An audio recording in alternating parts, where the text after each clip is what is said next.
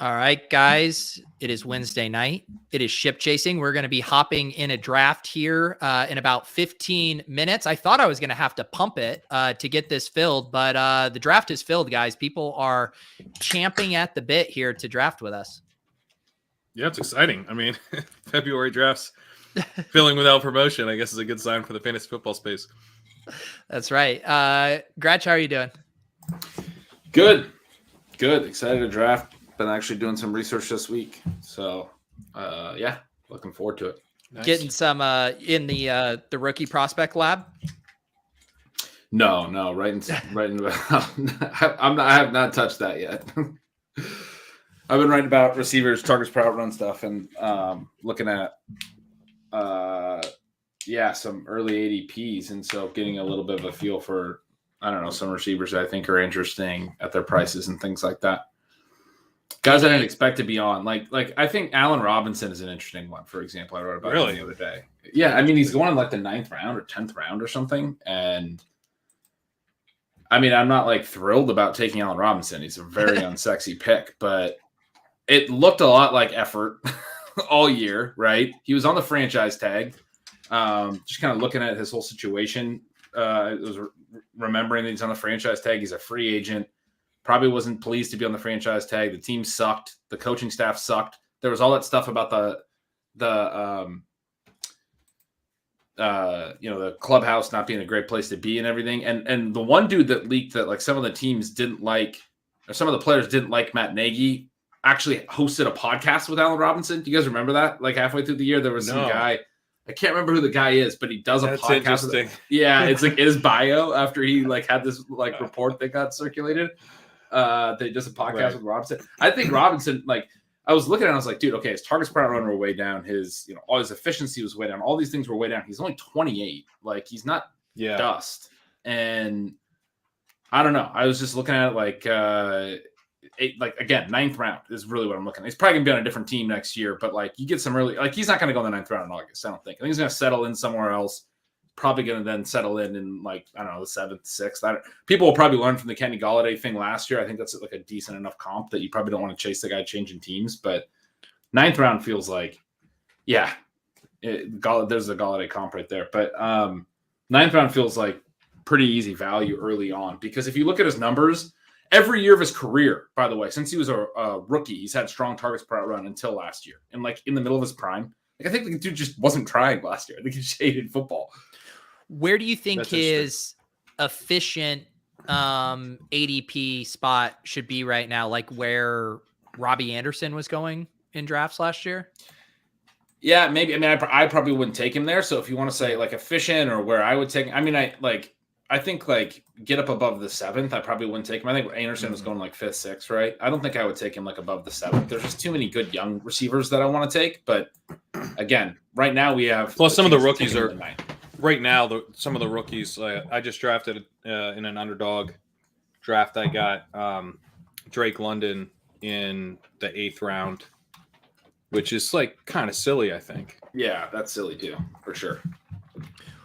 What yeah, I've been hopping in a few of the slow drafts on Underdog, so I've been having a lot of those decisions. It's funny you guys mentioned both of those, because I've had 2 decisions where I saw Drake London at the top of the queue and I saw Allen Robinson at the top of the queue, and I didn't select either of them both times. So yeah, that's exactly right. Like that's sort of why I brought it up. Like you guys know I can't do the drafting as much as I'd like to in my state, but. So I'm not doing a ton of drafts, but like the way I was thinking about it is if I was in that position, I would do the exact same thing. But if I was drafting a lot, he's the kind of guy that in doing this research, I was like, yeah, I'd probably want to get some exposure to. Not take him in every draft. Like Pat makes a great point. I'd want more Drake London than Robinson, but like if I'm you, Pete, I would want to take Robinson in a couple of those when you're in those spots. Yeah. Let me ask you about a couple of guys. I haven't read the article yet. I will, but I was doing similar research on yards per route run. And yards per out run is targets per out run plus yards per target. So you're getting, it's so some guys jumped out to me. I want to see what your thoughts are on. I've only done about half the league. Okay. I have not gotten to the Jets. Jarvis Landry. Yeah, Landry looks great. I mean, he looked great. He's gonna. Yeah, I think I said he was a value too in my article. Like he's gonna be he's going to like the 12th. in early drafts. Yeah, like, he had like a 26% targets per route run again. He's still fine. He's still the same guy. Yeah, and Allen Robinson actually looks pretty. He had a 1.13 yards per route run last year, which is obviously abysmal. But over the last 2 years, he's still at 1.73. So, if you go back to all the way to 2014, again, every year of his career, at least 21% of his routes he was targeted on, which is good. And his best years were up over 24%, which is like really good. And then he was at 18% last year. It just looks like a total outlier. Somebody compared him to AJ Green here in the chat. Like, again, Allen Robinson is only 28. He turns 29 in August, right before the season starts. AJ Green this year was 33. I mean, he missed that year a couple years ago at 31. I just pulled up AJ Green's player page. You go back to his age 29 season, he was still having 1,000-yard seasons for the Bengals at age 29. Like, a lot of people know that I've been bashing on AJ Green over the last couple of years. Part of it's because he's been multiple years beyond the 30, plateau. So, like, part of this for me is like Robinson should not be dust at this point. He's only 28, 29. I think he just didn't care. Yeah, this seems like, I mean, Chris mentioning in the chat an ADP, or he got him in a draft at 1206. I mean, this has to be more of a reflection of people being spooked by Baker Mayfield and less how people feel about Jarvis Landry, right? Like, there's no reason Jarvis Landry should be going 6 rounds later than where he was last summer. Agreed. Yeah. People just don't like Jarvis Landry. I mean, they never have. No one has ever wanted to draft Jarvis Landry his whole career. Like, that stat for so many years in the fantasy community that he always outperforms his ADP and then he always goes later than where he finished the year before. It's always been true. And I mean, to some extent it's fair because I do think it's somewhat efficient to be targeting guys who have like legit top 10 wide receiver ceilings. Now, Landry did have a top 10 season early in his career, but he probably doesn't have that ceiling. Obviously hasn't shown that for a long time. And so it's fine to be taking stabs at guys that are a little bit more volatile, more ceiling, but he's too cheap. Like this is too cheap. And he's always too cheap for what he actually is. Yeah, he was like pretty solid last year. Yards per route run over 7. He's in, like, if you just look at the last couple of years, he's in a nice cohort. It's not very fun to draft him, but like his yards per route run over the last couple of years is very similar to Tyler Lockett's. I mean, he's being cheap. I mean, last year there were some of those slot receivers, Cole Beasley went in that range last year, but Cole Beasley obviously has a ton of competition for targets in that offense. Jamison Crowder was going super late, but there was QB uncertainty, Elijah Moore breathing down his neck. So for Jarvis Landry to not have a ton of target competition and still being overlooked like that does seem weird to me. The only other thing that I would note is this dude was always like an Iron Man too, and people still didn't like him, never missed time. And then this year he finally missed a few games as well. So even his backers are probably a little annoyed that he missed. He played 12 games, so he missed 5 because we had the fun 17-game seasons that keep throwing me off as I'm starting to look at full season numbers. But yeah, he had only missed 1 his entire career before last year. So yeah, missing a third of the year probably also impacting where he's going right now. Anthony pointing out the psychological impact of having a team with Jarvis Landry on it. Yes. Is something you do want to factor in. Also rough, yeah. It's a very good point. I've definitely noticed my early crutch in these drafts, just drafting every second year wide receiver, just like, oh, no one wants Jerry Jeudy. Oh, I guess I'll grab Amon-Ra St. Brown here. Just kind of like going you mean into the that.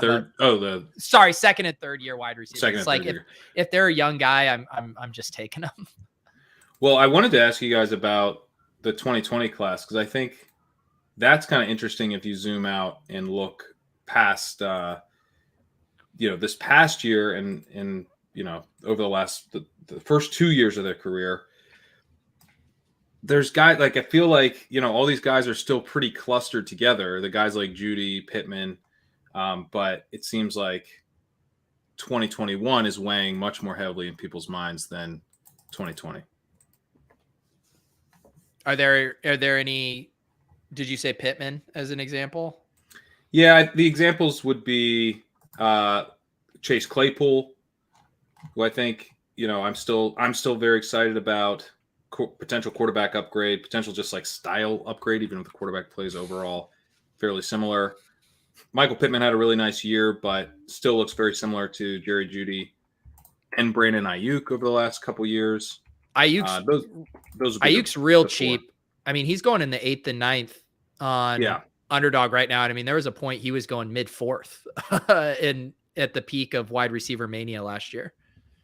Yeah, I don't think any of these guys have had like a real breakout season, but and to be honest, CeeDee Lamb's probably in the same category where he hasn't had like a true breakout season. Although he's been a bit more efficient in both years than that group. But actually, Claypool was more efficient than him last year. But anyway, these guys, they all seem like pretty tight. Where like T. Higgins, I think, had like a legit breakout season this year. I would put him a kind of a step above the non-Lamb four here: Claypool, Pittman, Jeudy, Aiyuk. I think Higgins is a step above, but Claypool, Pittman, Jeudy, and Aiyuk, I think, are all pretty close, and the ADPs are a little bit different on them, I think. Yeah. Let's pull up our draft board here just because we are getting underway in a couple of minutes. We have drawn the number 2 slot here. So pretty fun spot. I assume we're McCaffrey or Taylor here. Does anyone want to go off the board? We're picking second. I mean, I think it's McCaffrey.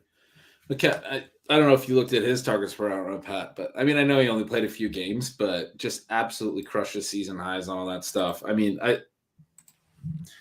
don't get it. I did a bunch of research as well into like Jonathan Taylor. I'm starting to formulate that Christian McCaffrey needs to be the 101. I'm going to have to write that article at some point because Taylor had more green zone touches inside the 10 touches, not just than every other back in the league this year by a lot, which was talked about, than anyone since 2012, Arian Foster. There's only 11 dudes since 2000. I was using the word of his screener, so it goes back to 2000. Only 11 player seasons, even through like all of those 2000 years, right? The LaDainian Tomlinson beat Taylor's green zone touch total twice in his career. Priest Holmes did it once. Larry Johnson did it once. Edgerrin James did it twice. Foster did it twice. Sean Alexander never beat it. Derrick Henry has never gotten, I think he was like 5 short of it. Like that's somewhat close, but not really actually that close. Like Taylor had more green zone touches this year than almost like any back. Even when workloads were 350 carries and 400 carries, right? I mean, it was his work around the goal line was insane this year. And then on top of that, you do have some concerns about the receiving, right? And so, I mean, I freaking love Jonathan Taylor. I want to be able to draft him, but he was hyper efficient, which is good. All of these things are good also, right? Like he could get a ton of green zone touches again next year, but like, is he going to rip off as many long touchdowns again next year as he did this year? I mean, betting odds probably are on no there. I mean, he did it like every other game this year. His receiving efficiency was through the roof. He broke off long receiving touchdowns. And then all of that got him to 22 points per game, which was number 1 in running back. But this was a year where there was no other elite running backs, essentially. I mean, Derrick Henry was actually ahead of him in his 8 games, but it was the lowest overall RB1 season since 2015. In those 5 years since then, there's been, I think it was like 13 other running backs, so like more than 2 per year each of those last five years that have been better than what Taylor was just this year. So basically what Taylor did this year was actually more like the RB2 or RB3 season, most seasons. But anyway, it's hard for me at 101 to be that, like, everyone is so certain he's a 101. I freaking love it. I got him in Dynasty in places that I'm going to ride him. But I don't know, man. You're betting on a lot of things to be really right again. All those green zone touches and all that stuff. I think the issue with McCaffrey is he's going into year 5 now, and he wasn't good as a rusher this Let's year. take Taylor. Yeah, let's take Taylor. You mushed it. I mean, I have Taylor's the 101, but I think McCaffrey's the clear 102. He started to fall off, he actually started to fall off a little bit a couple years ago as a rusher. And so he's just become this like incredible receiving back, 2.45 yards per route run this last year. I mean, that's just insane. wild. Yeah, that's insane. Just wild. But you do have an issue where we don't know who the quarterback is. We know who the coach is, and he sucks. there's, overall concern with the offense in general. Like, this could get really gross. It could kind of look like Alvin Kamara in 2021, where I totally like we've done this like in the last couple of weeks, but I just have such a hard time seeing that. I disagree. I guess McCaffrey is different to me. Why is McCaffrey different than Kamara? I mean, they're like a very similar profile, and the offense creators, and one of them gets, Kamara just got a ton of touches, but it wasn't actually all that valuable because he's getting the wrong kind of touches. The big reason for me is McCaffrey. I mean, it's like a skill set, hand in the dirt thing, right? But like I've made this point a bunch of times. Anyone who watched every week's like, great, you're making this point again. But the combo routes he runs to the linebackers, the way that he actually gets into routes downfield, he's like a legit receiving talent. I mean, his dad was, or is it his uncle, whatever. I think it's his dad, Ed McCaffrey, was a receiver at the NFL level. And like, he has these skills. Like, I mean, obviously he's not the same guy, but Kamara also has all of those skills. I think Kamara has those skills too, yeah. But I would say it's different. And particularly for Kamara, I think Breeze was the single best passing quarterback for running back receptions in the last 20 years. You can look at every guy that played with him. Great catch rates, not just high target rates, great catch rates, better catch rates than on other teams. Go look at Darren Sproles' catch rates with the Saints and then what he did when he was with the Eagles. Go look at even Mark Ingram and all these dudes that weren't even supposed to be receivers. They would always still post high catch rates. Like, he knew how to like check down and throw a really catchable dump off, which was just like, I mean, Kamara has those skills. I completely agree. I love Kamara too, but losing Breeze was massive. McCaffrey has done this with Cam Newton, who had never thrown to his backs, with like other dudes who suck. And like, I mean, I think he is the piece, as opposed to with Kamara, it was both. It was Kamara and Breeze. And so that's part of why it's created for Kamara in my mind. But I also think Kamara can bounce back. But one other note I want to say on McCaffrey, people are going to look at points per game stuff. He wasn't as good at points per game. He played 7 games this year. I was looking at his like snap shares and stuff today. 2 of them were under 40% snap rates. He left one game early, and then he left the other game early that he was then put on IR. The other 5 games, he went over 20 points 4 times. He averaged over 20 points. And he only scored 2 touchdowns this year, which if you look at it from even those 5 games, that's like 0.4 touchdowns per game. That would be the lowest rate of his career, even lower than his rookie season. Every other year of his career, it's been much higher. It's been like double his touchdowns per game. So I don't expect that. Like, I mean, he still averaged over 20 points per game without the TDs. Is sort of my point. He was still getting a ton of receptions. Oh, the other thing I was going to say with the snap shares, the 5 games that he didn't leave early, he still only averaged a 71% snap share. The first game he came back, he played like 49%. The next game he played like 59%. Like, he didn't actually have a lot of heavy workloads this year. Still was averaging 20 points per game. Like, he was right there with Jonathan Taylor in those 5 games. Yeah. Like, that's what's so crazy about Christian McCaffrey's point scoring ability. If you get 2021 CMC in 2022 and he stays healthy, you're going to be very, very happy. I mean, like, you saw it with Saquon Barkley too, where, like, at a certain point when the offense gets bad and dumb enough, it can ruin anybody. And I do think we're looking at downside risk of a really bad, dumb offense where, like, the combo routes you were talking about, they fired Joe Brady.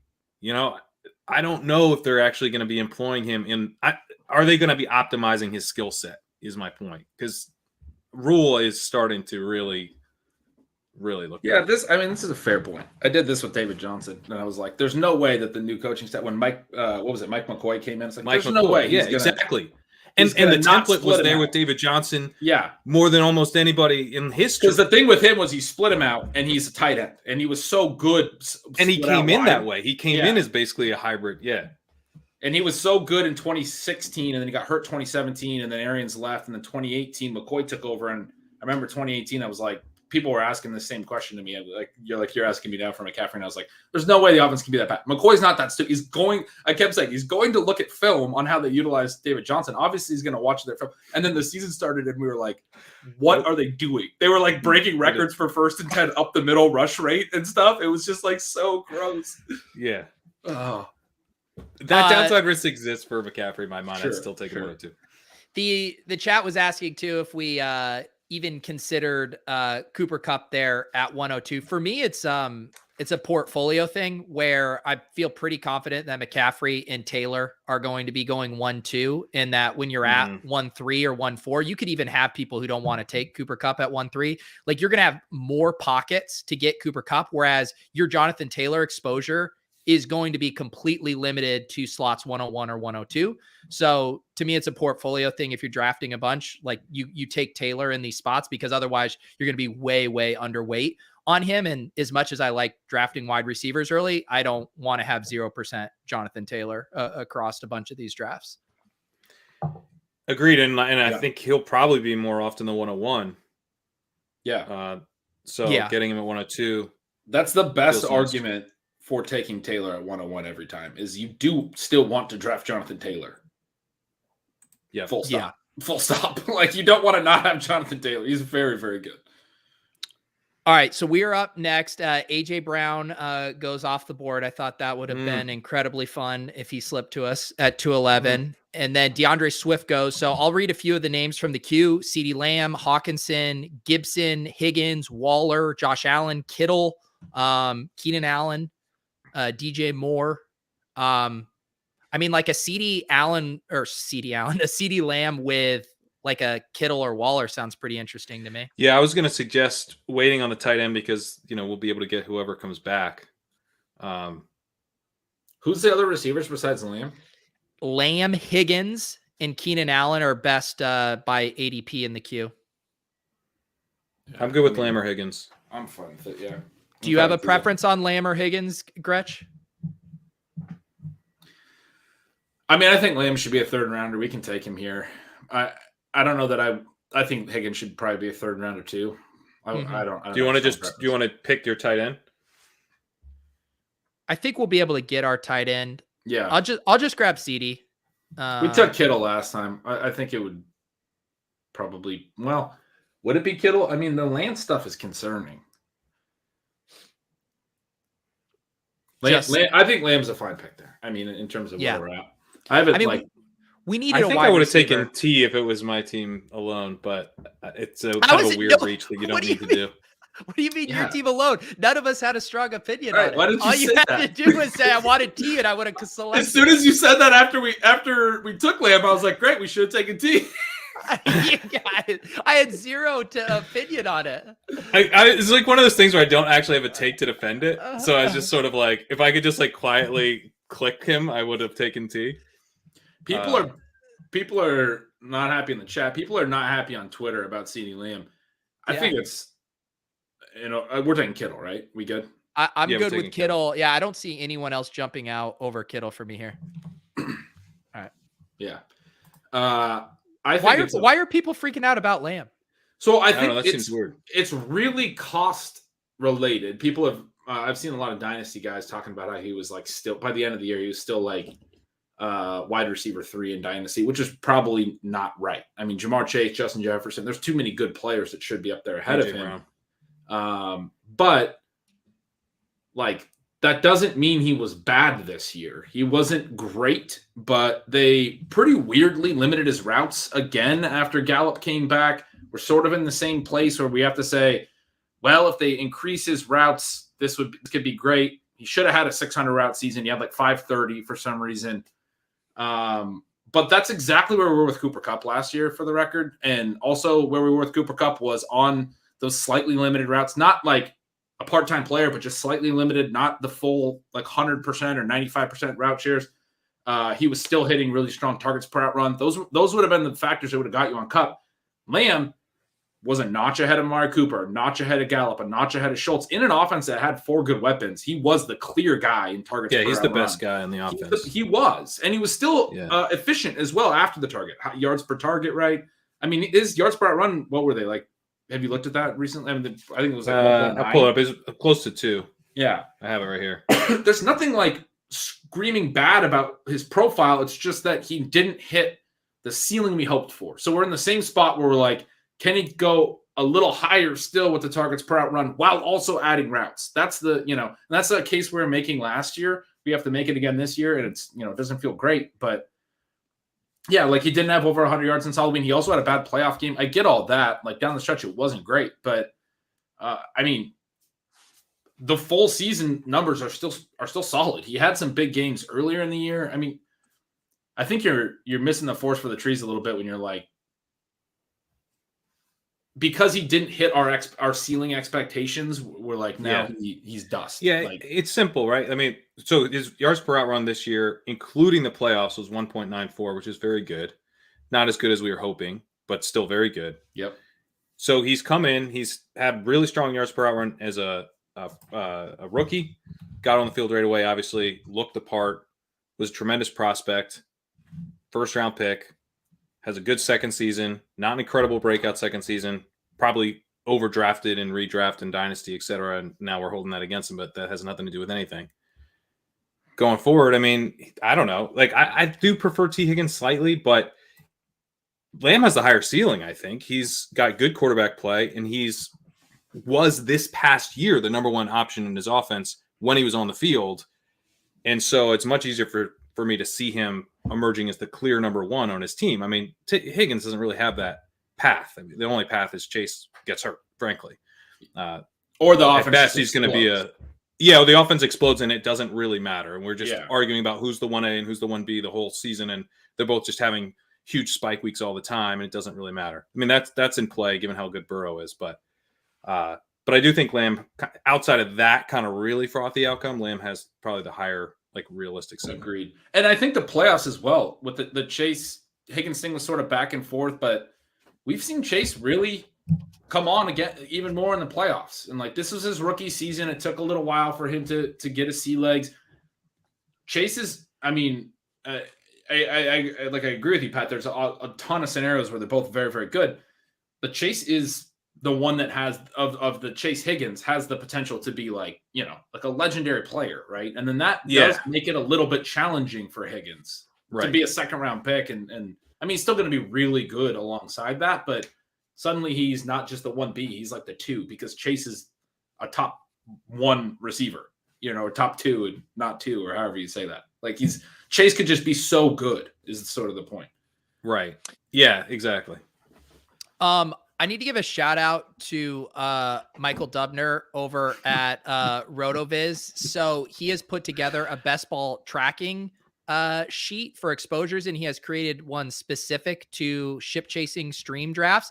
And he points out that we now have 100% exposure to Jonathan Taylor and Kittle. That's feels pretty like, on brand. Feels like last year. Yeah, it's so good. I'm just gonna keep drafting him, baby. So I tweeted the Google Doc link or retweeted it. I just dropped it in the chat if you want to book it and watch. Yeah, so we started that other draft, Taylor, Metcalf, Kittle. So guys, we could have just done that exact same start if we wanted to. That's so funny. Yeah, that's pretty good.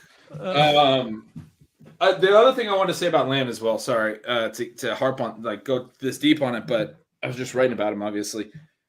We've been talking since they drafted Lamb that Amari after 2021, they can get out of that contract. They might not. I think it's like $6 million dead, and it's something like $15 million in savings for this year if they were to cut him or trade him or something.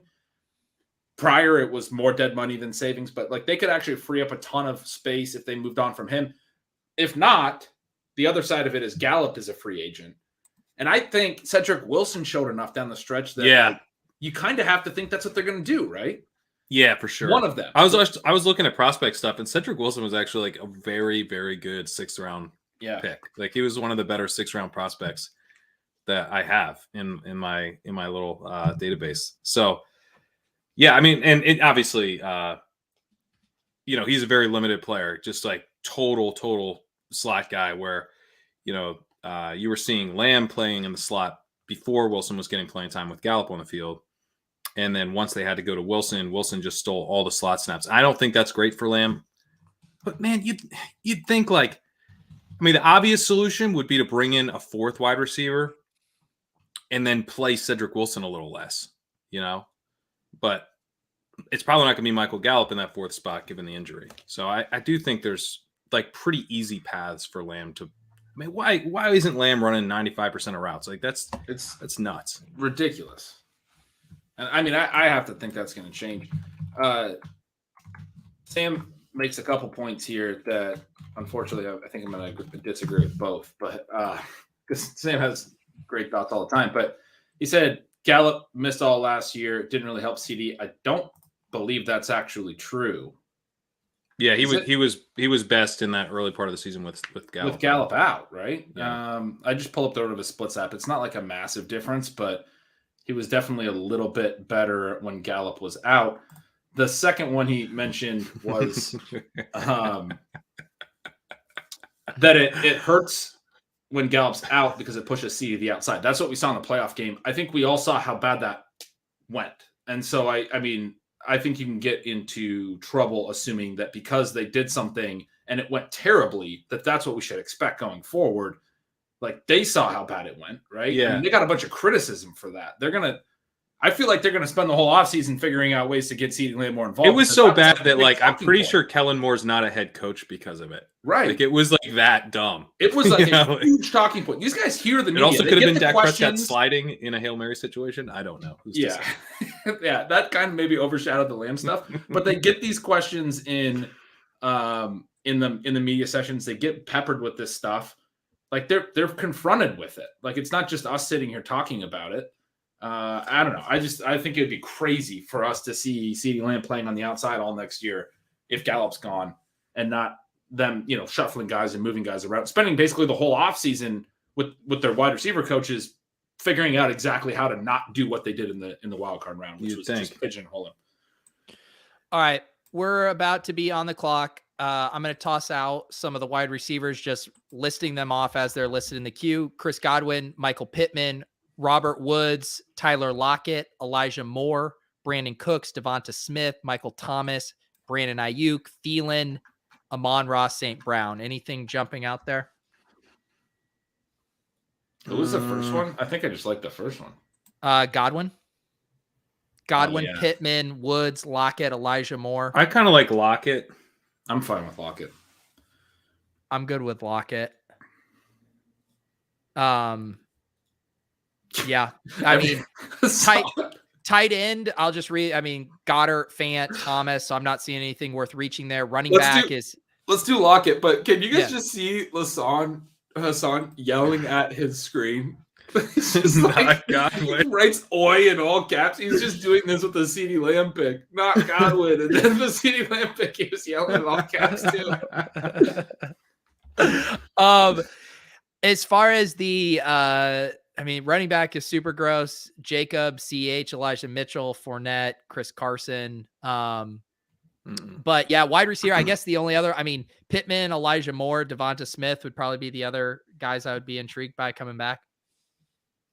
I kind of like Devonta Smith. I think Pittman's overdrafted here. He wasn't even that good. He was He really good. wasn't. I actually wrote some pretty nice things about him today, but then after I wrote it, which I haven't sent that out yet, but after I wrote it, he finished wide receiver 31. That was his year 2 breakout and no target competition. Okay, he's off the board. Who cares? But I think they're going to add receivers. This is a team that's very high probability to add other players. T.Y. Hilton was dust. Elijah Moore goes. I'm good with Devonta Smith here. You guys like that? Yeah, I like it. Yeah. All right, let's do it. We could see increased passing attempts potentially, just because they were so run heavy down the back half of the season. Although maybe we see less because they were kind of pass heavy to start the season. But you get the chance for a clear number one option, clear number one wide receiver, I should say, I guess, with Dallas Goedert there. But second year breakout for him, he could lap Pittman. The chat wants ETN. We're going to just keep doing the same draft as last time. Yeah. Also, we have a structural twin here from the one hole. Running back, wide receiver, tight end, double tap wide receiver. Look at that symmetry. That's a good team. Other than, I was saying, I think Pittman is too high. I think his ADP on Underdog, which is the ADP I'm looking at, is in the 5th round. And I was saying, I don't see how he rises from that. I wouldn't be taking him there in February. They could add people when the projections come out later in the year. It's going to be this exposed. We just keep drafting the same team. We've only done 2 drafts. This is one of the things where I'm like, I'm not concerned. It's only been 2 drafts, and then it's like July. And Dubner's in the chat. Like, ship chasing has 100% exposure to George Kittle again. Fuck. if Zeke Elliott came back there at the 4-11, would there be any interest? I mean, I don't want to tout Zeke Elliott, trust me, but that seems like, he's going to be their starter, right? We have Lamb. Yeah, you want to make a concentrated bet on the offense, destroy the brand, fine. I'm just glad Smoke and Joe's took it, so we don't have to have this discussion. Yeah, trust me, I was glad. I don't want to think through this too hard. And Smoke and Joe's needed Tyler Lockett there bad, and he fell on the grid for us. And then he took Murphy. What the hell? Murphy's under my desk, and that's why my camera keeps getting yanked. I was gonna say it's been wires. Eerily quiet on the tech trouble front for you. Well, here we go. Yeah, he's all tangled in the wires. Get out of it. He's really started to like going under my desk while I'm. What we need is a year-end clip of all of Pat's tech issues. Do you know what we need, Pat? You need to set up like a security cam like underneath your desk, and we'll pull it up on the stream, and it'll be half Murphy daycare cam and half a crotch shot of you. And I think that just sounds great. Yeah, how could that go wrong? What's going on, Harbs? We are drafting in FFPC's Never Too Early Best Ball Challenge. I believe it's 25,000 up top. Chat didn't like our CeeDee Lamb pick, and we're just talking it out. They also didn't like that we even considered Chris Godwin. No, what happened there was I listed off the names, and Gretch thought I said someone else first, and you said, I think I like who you said first. Clearly you didn't think it was Godwin, and then there was mass confusion. Hassan started pecking the keyboard very loudly. Hassan had a comment earlier that like made me laugh my ass off, and then I forget what it was. The Christian McCaffrey drowning. Yes, yeah. That was so good. I have not seen this photo of Christian McCaffrey doing what? Water training, rehab, water. Yeah, aerobic? but he said he's doing. Did you guys see him doing training in a pool? Are you worried he's going to drown? That is a downside risk of water rehab. I'm scrolling back up to try to find the water one, and I found Hassan's "Don't take CeeDee, no" in all caps. And then he wrote, "Did you people see CeeDee Lamb's Chipotle order? That man's got the shittiest taste buds I've ever seen." Oh my god! Yeah, everyone's trying to figure out who the 6 hole is. Eric. It was clearly not Eric Bimefor, although it could be Eric Bimefor's, alter ego, robust RB alter ego. Some people are hypothesizing it is Mr. X, Eric X. Definitely an FFPC drafter right there. Look, so what are we looking at when it comes back to us? That team is going to be so hyper fragile for the next 6 months. Running backs never get hurt over an off season or in training or anything. Pat, we will be looking at a lot of those guys you mentioned from the 2020 wide receiver class. You'll have your Judys, your Aiyuks, your Claypools. Nice. Yeah, decent wide receiver patch there. You got Amon-Ra, you have Mooney, you have Marquise Brown. All right. I guess it could be a spot for a quarterback as well, right? Yeah. The last of those running quarterbacks is going to be there, maybe. Yes, the quarterback's still available. I'm seeing Dak, Kyler, Stafford, Hurts, Russ, Trey Lance, Fields. We have receivers for 4 of those guys, including Lance. I mean, that's pretty nice. Lamb, Hurts, and Russ, and Lance. We have all those guys. Based on how these quarterback runs have been going, I do think we probably want to get one quarterback at the 6-7 turn. Okay. And then maybe a wide receiver. Another receiver, probably, yeah. This could be a spot for who are the tight ends at this point of drafts? There are none. You just don't draft them. Noah Fant, Logan Thomas, Pat Fryermuth, Trey McBride, the rookie, Dawson Knox, Higbee, Gesicki, Ertz. Wait, where's Dalton Schultz? He is deep down the queue. I think he would be my next pick over probably not over Fant, but why would Schultz go in this range? Yeah, he's basically Logan Thomas from last year. So yeah. Well, next time you guys identify a massive gap in ADPs relative to what it should be, maybe don't say it so boldly. Okay. Good idea. I was waiting for you to say Schultz because we have Lamb, and I was like, well, I mean, we could go Dak Schultz and have both our tight ends covered. Yeah, Schultz would be decent. Stack. Yeah, interesting. Yeah, and I mean, I there's not a ton of drafts, I doubt, contributing to this ADP so far. So, I mean, it's the Wild West right now. We are the ADP who knocks. John says Knox and Schultz are 8-9 on underdog. I would take Schultz over Knox pretty easily after looking at their respective seasons a little bit more in depth. Knox, not a very strong target spread run or anything. I mean, he was good. Routes, baby. But, yeah, he just ran a lot of routes. Schultz was way better than Jarwin in both efficiency and obviously just like overall production, but in efficiency. I mean, now we have 2 years in a row Schultz being really good. He stepped it up this year in a crowded room. And then again, talk about potentially Gallup leaving. The Cooper thing's a little more far-fetched, but like probably Gallup goes this offseason. Like Schultz is going to be their third weapon. Yeah. So wait, you like Schultz over Knox? Knox, yeah. I think I would probably take him over Goddard. I mean, I would take Goddard, but what is it? But what I is agree wrong with with you Schultz? about Knox. I've been raw talking Lance all week. Yeah, well, this wasn't a raw dog. This is a stacked up with Deebo Samuel here. Oh wow! All right. Okay, yeah, the quarterback. Man, this team this is X. This is a Mr. X draft right here. I mean. Two unstacked quarterbacks after puking green. So one guy I'll mention here. Well, Schultz not this one. I'll just wait. Unrestricted free agent. Did not know that.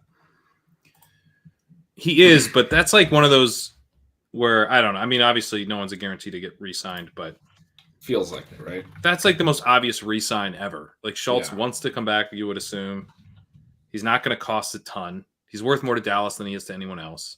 They just gave Jarwin a bunch of money, but actually it wasn't even that much. And they can get $4 million of it back if they were to cut him. I mean, Schultz was a lot better than Jarwin this year in terms of like the per route stuff, even the yards per route run, targets per route run, that stuff.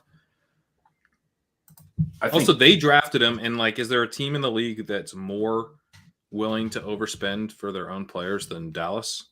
I mean, I don't know. All right, we're on the clock. Hurts goes. That kind of stings. That does sting. Man, that's a lot of QBs.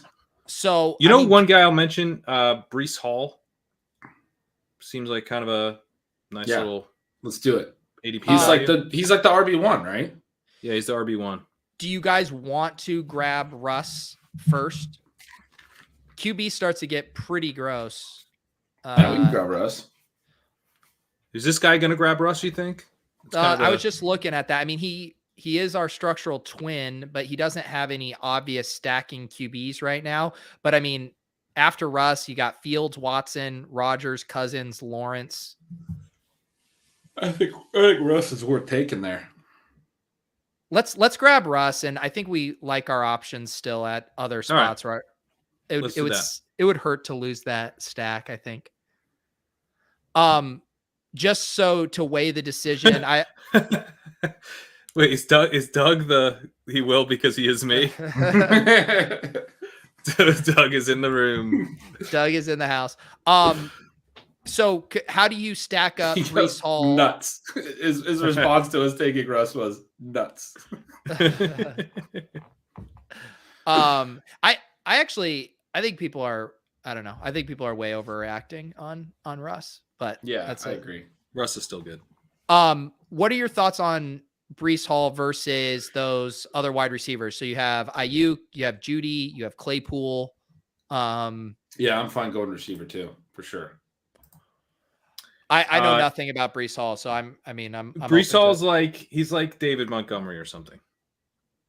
He's not like an amazing prospect that you have to get. But at the same time, I mean, you know, at the 702 in best ball, that's a pretty nice pick. He's kind of profiles as a workhorse. He'll probably be like a second or third round pick. Yeah, let's take him. Receivers are more fun later than this. Lock up Breece here. Yeah, I think so. I All like right. that. Oh, what about this Isaiah? I mean, take Breece, but Pat, what do you think about the Isaiah Spiller guy? Someone asked Breece or Spiller. Breece popped more in the numbers for me. Still very early on with the running back. Starting at the receiver class is starting to take shape in my mind a little bit better than the running back class right now. But Spiller's fine. Here's what I wrote. I wrote Matt Forte-ish, but worried that he's not fast. He is young. That's what I got for you. He's Matt Forte, but not fast. He kind of looks like Matt Forte-ish. He's like elusive, but I'm worried that he might not actually be that fast. If he's not fast, then obviously that'll hurt his draft stock as well as make you worry about how good it'll be. He's like 230, right? Yeah, let me pull up his stats here. I mean, it got Najee Harris a first round pick. You don't have to be fast if you're big. Yeah, but I'm kidding. Najee Harris was a terrible first round pick. I'm kidding. Let's see. Louis is in the 9 hole, says he almost went Breece at 5.9 over ETN. That's an interesting point there. And Hassan is looking at 101 and says technically it's 0 RB. When it comes out, CMC suffered decompression sickness and has to miss the season. Spiller's 215. And yeah, he's very elusive. That's kind of his signature skill set. There's 12 quarterbacks off the board right now. Yeah. I've noticed this on Underdog now too. I mean, the quarterbacks are flying off the shelves more than they did later in the summer last year. Well, by the end of the 6th, every team except 2 had a QB and 1 had 2 by the end of the 6th round. I mean, and then one of those teams that didn't have one took one at 704. I mean, that's a lot of quarterbacks. I do like team number 5. Chase, Javonte Williams, Keenan, McLaurin, Herbert stack with Keenan, Amon-Ra, and Judy. It's a nice team. That is a nice team. Oh my God, X took another running back. Team X.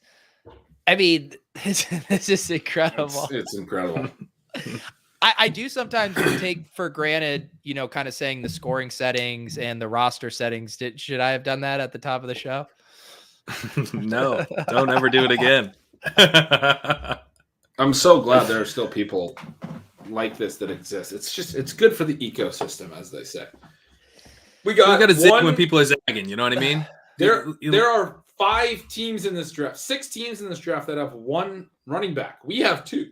We just took our second. There's team 1, team 5, team 8, and teams 10, 11, and 12 all only have 1 back.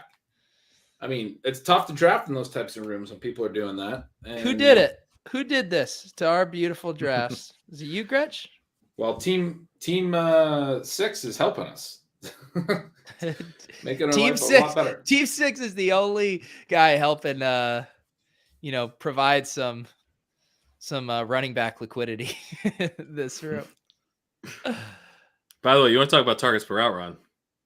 Oh, I missed Kadarius Toney. There's 7 teams. Kadarius Toney has a really nice target per route run. Yeah. Yeah, really nice. He had low sample size, small sample size, but massive coaching upgrade. I think I'm kind of in on Kadarius Toney at a 7th round price. Yeah, I don't know if there's a player I could think of who has a wider range of outcomes. Like if Kadarius Toney was a 1st round pick in 2023 in drafts, that wouldn't shock me. And if he was out of the league, it wouldn't shock me. Yeah, but I mean, Isn't that what you want in the 7th round? Yeah, no, I'm I like my 7th round picks to have the potential to be out of the league. Yeah, we drafted McCole Hardman. You know what I mean? If I don't know that type of player. How far we've come from Pat losing his mind on the Kadarius Toney draft stream. I mean, it was still a bad pick. It was still a bad pick. The funny thing is, too, like I actually have a decent amount in Dynasty because draft position matters a lot. Yeah. So it's more like I can't believe what the Giants did, and now I'm gonna have to draft this guy. I wasn't in on him in redraft though, but yeah, I thought he was impressive. And he kind of looked pretty good too. Also, he seems like kind of a wild card in terms of his personality, which I kind of like in the sense that I wanted a reason to like, why wasn't this guy like crushing it in college? And like, maybe that's why, you know what I mean? Like maybe the reason that he also almost bombed training camp completely. You know, sometimes that ends up these guys kind of get it together as pros, and then they have great careers. There you go. Someone was asking, when will Gabriel Davis go? There is your answer. Beginning of round 8 there. Not a bad looking team either here. Definitely skewing heavier towards the vets, but we have Justin Jefferson, Mark Andrews, Josh Allen, Aaron Jones, Brandon Cooks, Robert Woods, Adam Thielen, Gabe Davis. Yeah, I just don't like the Cooks, Woods, Thielen picks back to back, but otherwise it's a great team. Oh, I take back everything nice I said about Team 5. I forgot that was G's team. I take it back. Oh, Chris. yeah, it's a shit team. Get out of here. McLaurin in the 4th is pretty nice. I mean, he hasn't changed. He's still Terry McLaurin, and there should be a quarterback upgrade there. I mean, there almost has to be. Yeah. Allen also, Robinson. I think that's a well-coached team. I think Scott Turner's a really good OC. Do it, X. Do it for the bid equity. He needs a tight end. He's not taking a tight end. I don't think he's concerned about needs. I'm just saying, don't take a wide receiver, whatever you do. Do it for the bit. Tight end would be pretty great. Reaching for the goat kicker would be pretty nice too. I do love that his name's Eric. That just makes it even better. Oh my god. He's scrolling. He's like, there's no more running backs left. No, I can dig deeper. Miles Sanders, come on, one time. This is Bimefor's hedge book right here. The hedge book. Yes. Yes. Let's go. Let's go, AJ Dillon. I mean, talk about on brand. Like that's a running back's running back. Yes. I love this. Oh my goodness. All right. Let's go. Oh, so good. I mean, I've definitely spent more on bits than $125, but I mean, this is a good one. That's a good bit. Brandon is trying to out Team 10 as Leone, you know, the smart structural strategy, but, you know, with a taste for the geriatrics. Yes. Yeah, and a bill thrown in. I mean, very easily could be Leone. Sean, yeah, he was just scooping the value. You know, it's like if AJ Dillon's sitting there for you as your, you know, running back 6 through 8, you got to do it. Got to nab him. Traylon Burks finally goes late 8. We took him early 7 last time. Who are the rookies we should be looking at here, Pat? Well, now that I know we got someone in the room here at the 1 slot, I'm a little bit hesitant. Yeah. But Traylon Burks, I think, is very clearly one of 2 guys that lead this class. It's going to come down a little bit to draft position. But I think him and Drake London are kind of the clear 1-2 in the class. I don't really see any red flags with either guy. I think Burks is a little bit more solid in terms of he has a 36 career yardage share, which is absurd, off the charts. But Drake London has 29%, which is also very good. Both guys, well, Burks was more efficient in yards per route run. London went. All right, we're London on the goes, clock. okay. Burks, London go back to back. You wouldn't take Wilson or Olave? I think it's a little early for any other. I think it's a fairly deep class, but those guys are the cream of the crop. And then after that, you probably want to like get exposure to a number of guys rather than reach for anyone else. All right. So what else do we have at receiver? Yeah, receivers gross right now. Julio, Sutton, What about Boyd, Bateman? Gallup. Bateman's down here. Bateman, I've taken him in this range. Rough rookie year. Wasn't ideal, but I mean, I have him in the range where you go back in, given the prospect profile. I still think Boyd is like a really fine pick. I would say we take Boyd first because there's a huge gap in just where they are in the queues and stuff. Although it doesn't really matter if Dorito wants him. I'm good with Boyd. All right, do Boyd. Josh also bringing up if we want to entertain. Oh yeah, the Schultz thing. We didn't get Dak, but it's still. I mean, we're on Lamb. We're kind of. You guys like Schultz would be good. You guys like Schultz over Noah Fant? I think I'd have him really close. What if I told you Rodgers to Denver? Yeah, so that's the thing. Fant's got his issues, but the quarterback situation. I mean, there's just uncertainty right now. It could be really good for him. He wasn't bad this year. He wasn't great. Okwuegbunam, whatever his name is. Which, by the way, after we did that whole thing, every time I heard him on broadcast, I think it's Okwuegbunam, or it's Oak. Okwuegbunam. Okwuegbunam. It's Okwuegbunam. I've done my research. You gotta Albert Okwuegbunam. Okwuegbunam. All right, we're on the clock. Do we want to do Bateman? I would do Bateman, Fant, or Schultz. I guess.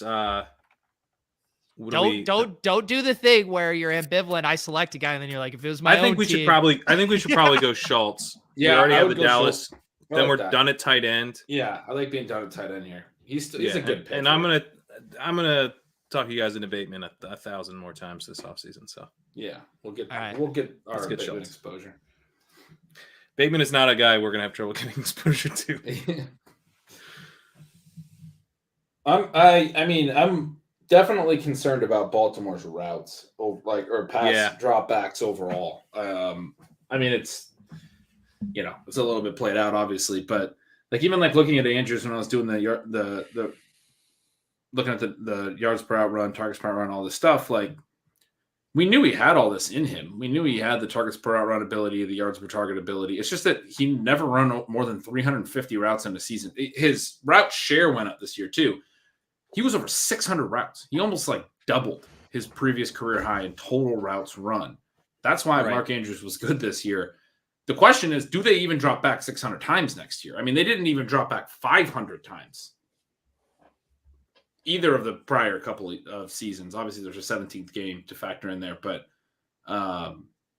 they added a ton of dropbacks this year. Yeah. And you would imagine they regress down, partly because they're going to get the running backs back, and partly because their secondary was so abysmal that teams were just. I mean, at the end of the season, everyone was throwing on all over them. They're a good team; they're going to play to win, so they were passing more than they wanted to. Moment of truth, guys. How deep does this pick go? Oh my god! I hope he takes Bateman. Don't take Bateman. That wouldn't be fun at all. Fant would be good. Take Fant or running back. It would just be funny if it was a what running back would it be? Pretty good. Chris Carson at the top of the queue. James Conner, Melvin Gordon. James Conner would be incredibly. Oh god. Get the touchdown. If it's James Conner, he's watching and having a lot of fun.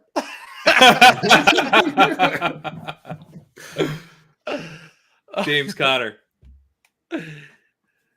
He's making a meal of this too. Oh, this is good.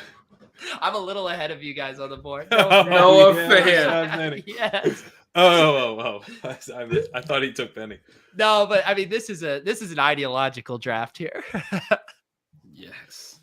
Now, what do you guys think about the running backs that have gone in this round? This feel like I like these values, picks. Actually. Yeah. I like all three of these Singletary. guys. I mean, that guy picking at 5. I mean, that's. I don't know if we like that pick, but yeah, the other ones. No, yeah. Hey, I hate the player, not the game. Yeah. Yeah. That kind of thing. I mean, Josh is over here. What do we call it? Roster baiting? What do you guys call it? Raw dogging? No, roster baiting, yeah, salivating over someone else's roster here. I mean, jeez. Hey, Rob. Well, you're supposed to roster bait your own roster. I don't know what it is when it's someone else's roster. It might be a different thing. And there's a partner involved. So, yeah, it's going to be interesting to see the QB strategies with 20 rounds. I mean, Russell Wilson kind of puts us in that tweener status depending on when we get our second QB. Like if we end up going 2 QBs or 3 QBs here. Have you guys have any preference on that ideally? I think Wilson's a 1 QB-er. We took him in the 6th round. I mean, a 2 QB total. Yeah, because we took him in the 6th. Like, if we felt like we needed 3, we shouldn't have taken him, or we should have waited.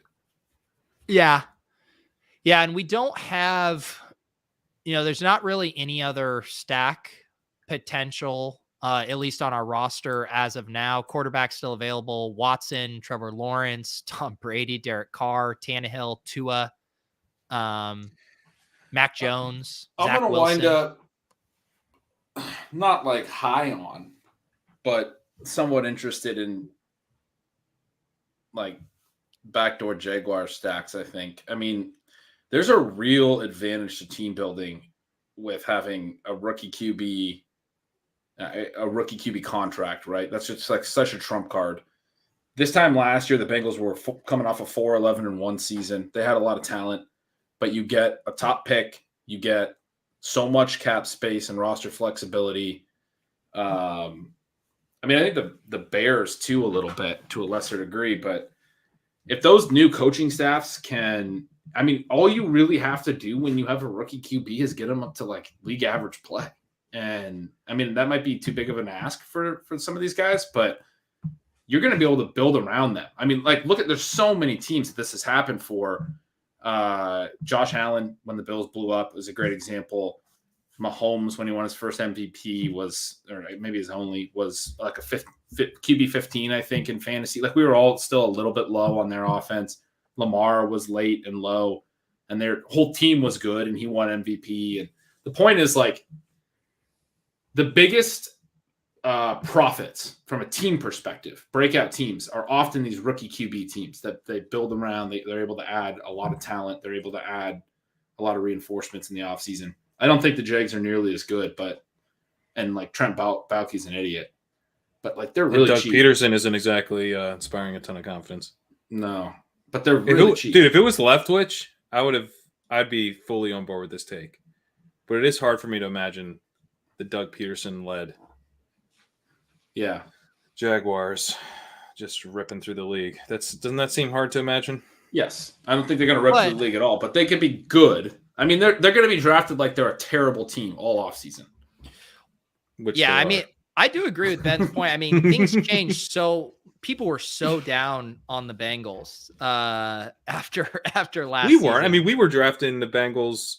I mean, the Bengals were very hyped and popular, and we were completely in on them stack.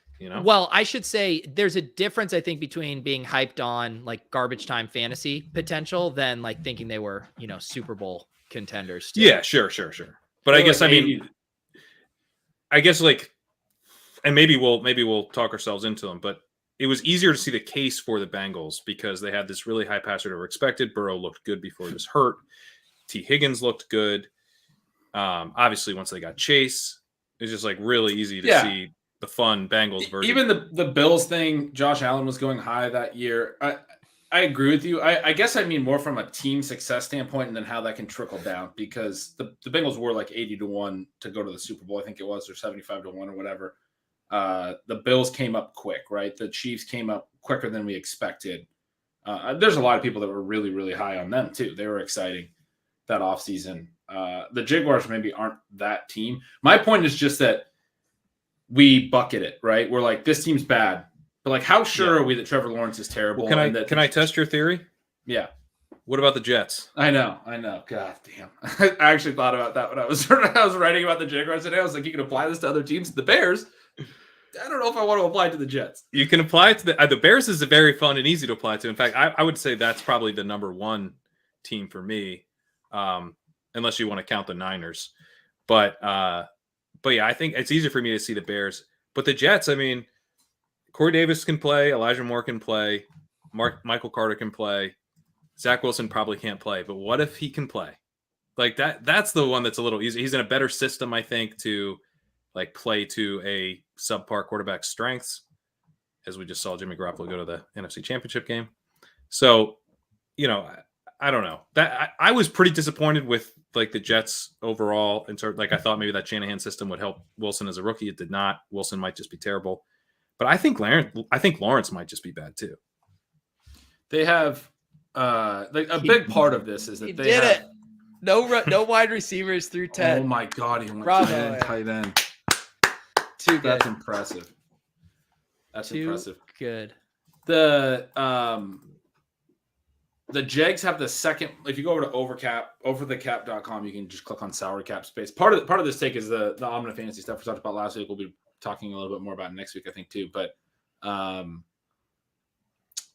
doing my big draft and I'm looking for like late round NFL picks, and this is something I've always targeted in those in terms of like team success, and it does trickle down to fantasy success. But a big part of it is I go look at. Oh. Yeah. So we are up. Running backs. One running back I've been taking in this range is Ramondre Stevenson. He's available. Gus Edwards, I think, also looks decent. Wide receivers: Julio, Gallup, Marvin Jones, Robbie Anderson, Curtis Samuel, Van Jefferson, Corey Davis, Russell Gage, Mecole Hardman, Olave, Galladay, Landry, who we talked about, Nico Collins. I think we're good at tight end. I think Julio and Landry are kind of the two like meat and potatoes, just solid picks here. And I also think Ramondre Stevenson would be nice.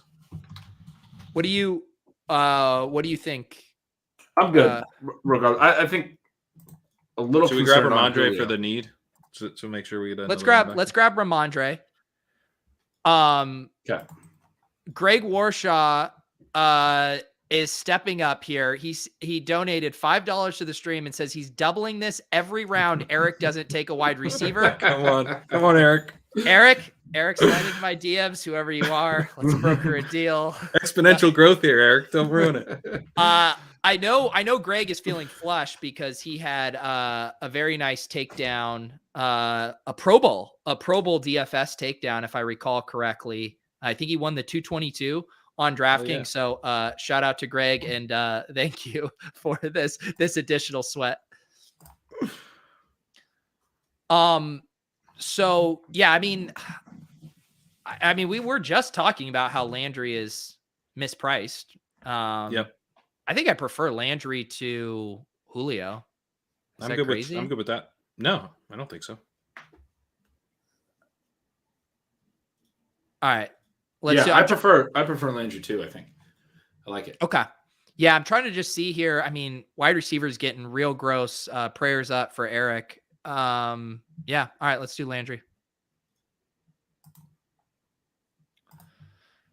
Yeah, Willis mentioning Olave. I've heard you guys mention his name. I don't know anything about him. I think he's totally fine in this range.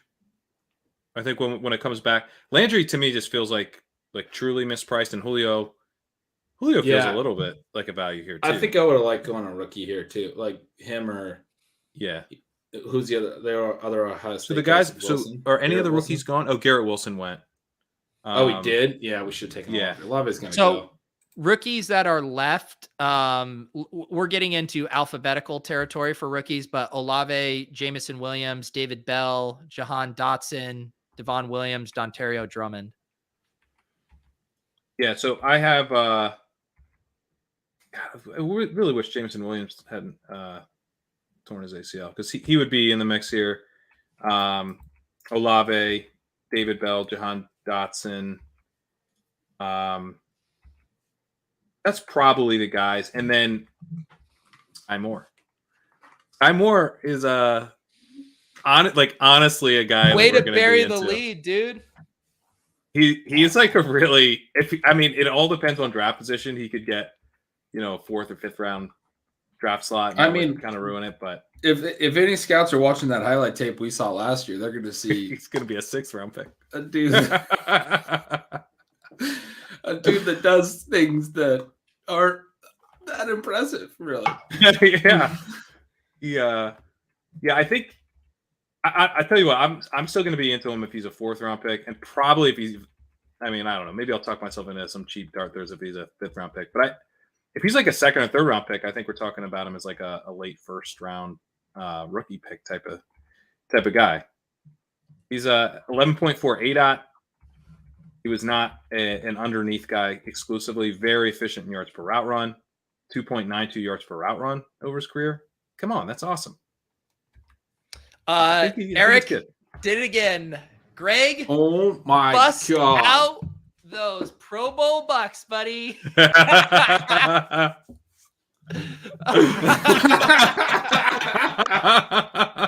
There's no even comment. He's just like, fuck. What did I get into? Oh my goodness. Shit. Oh my god. I mean, I did not think this would go on this long when we started talking about when did we start talking about after Stafford? I mean, Hunt was already clearly something we were talking about. Then Dylan. Now we've gone 3 tight ends. What is the saying? Eric can remain irrational longer than Greg can remain solvent. I mean, is this not what we're worried about? Oh my goodness.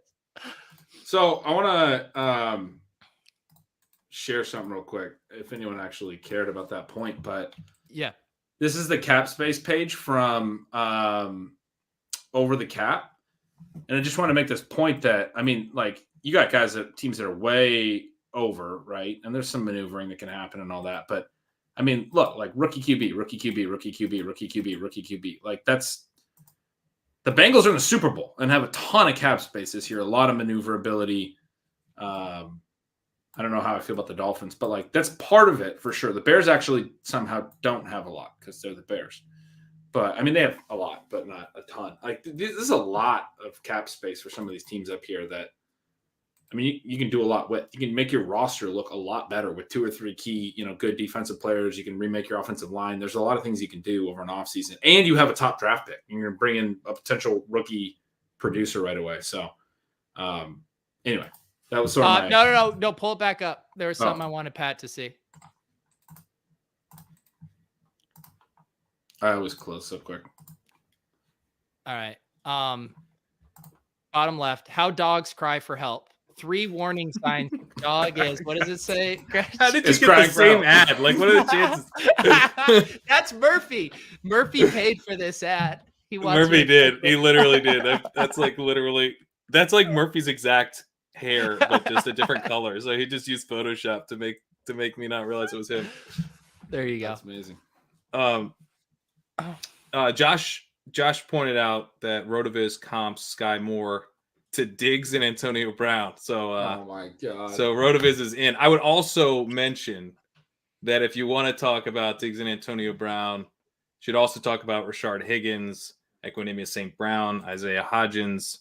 If you want to go further back, Desmond those all sound like dudes that I was way in on. So great. Yeah, you just made me more in on Sky Moore. Thank you. Yeah. Seth Williams. Like there's a. This is a very, very fun type of profile, but the reason we chase it is because of Brown and Diggs. Most of the time it doesn't hit, but man, I actually think he might not be in that. Isaiah Hodgins that quick. Come on. It's only been like 3 years. I know. I'm still in on him, let's be honest. When the Bills promoted him that one week, I was so excited. I was like, let's go. Here's why I'm in on Sky Moore, because there's no way we can go 0 for 3 on our pet wide receiver bombing in their rookie year. Miska, Rondell. I mean, Sky Moore has to hit, baby. Let's go. Speaking of Rondell. Yeah, he went in the 10th. He went? Yeah, he went to the 4 team. Wow, 10th round. And Olave went too, huh? Yeah. What other rookies are kind of near the top of the queue? Let's see here. As far as wide receivers or any rookies? Wide receivers, I guess. So Jameson Williams still is here. Kenny Pickett, David Bell, Malik Willis, Kyron Williams. Okay.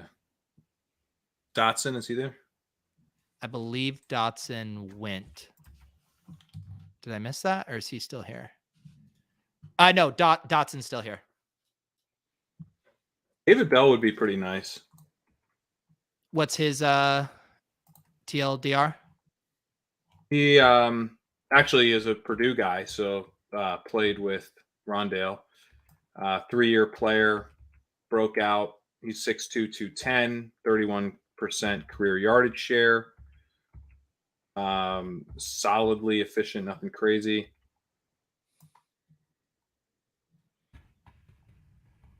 All right, the moment of truth. I mean, Greg, there aren't any defense. Okay, he did it. You're off the hook. Nico Collins, wide receiver 1. Congratulations, Eric. I should also mention it is not a bit. This owner on FFPC has the experienced player badge, so this isn't one of our friends trolling us. I'm beautiful. Looking at receivers right now, and I just got to Jacoby Myers, and I was like, "Oh, I'm going to easily be able to sell Pat on that." And then he went 3 picks ago when I flipped back to the other screen.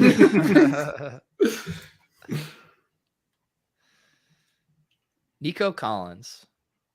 I mean, that draft was eerily similar to the Mr. X draft, and where I believe his wide receiver 1 was Robbie Anderson, or maybe it wasn't quite his wide receiver 1, but Robbie Anderson hit that year in a big way. Yeah. He nailed it. He nailed that one. We're almost in William Fuller territory. Ooh, we are. I'm into that.